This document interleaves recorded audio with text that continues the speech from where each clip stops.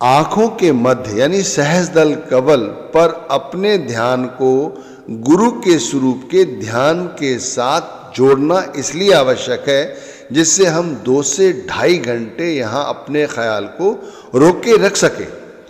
भाई यहाँ जितनी देर रुके रहोगे यहाँ के अनुभव हम ग्रहण करते रहेंगे, लेकिन यदि गुरु के स्वरूप का ही ध्यान करते रहे तो फिर सारी जिंदगी इसी में उलझे रहोगे। गुरु का शब्द जो है, जो वाकई में गुरु है, वो कभी नहीं फूटेगा।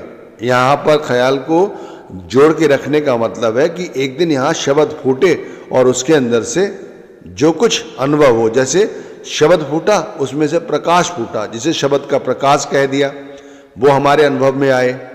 यहाँ शब्द फूटा उसमें से शब्द धुन प्रकट हुई, उसका अनुभव किया। ये है सच्चे गुरु, ये सूक्ष्म गुरु हैं जिसे हमारी सूक्ष्म रूप से आत्मा स्वीकार करती है।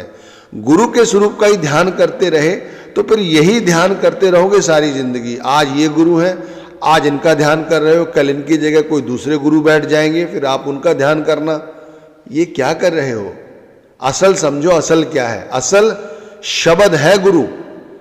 तो गुरु का ध्यान करने का मतलब है शब्द का ध्यान करना, और अपने ख्याल को आंखों के केंद्र पर रोक के रखने के लिए हमें गुरु के स्वरूप का ध्यान करना है। बस इसी पे नहीं रुक जाना है, इससे आगे चलना है।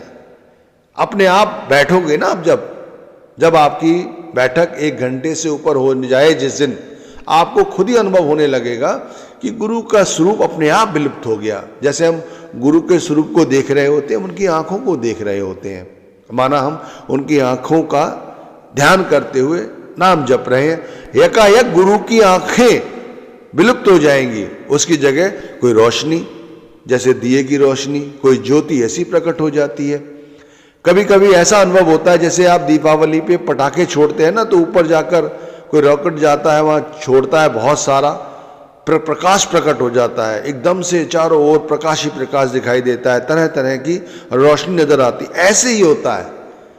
लेकिन गलत तरीके से अगर आप सुमिरन कर रहे हैं तो वो छोड़ दो। गुरु के स्वरूप का ध्यान केवल और केवल अपने ख्याल को रोकने के लिए है।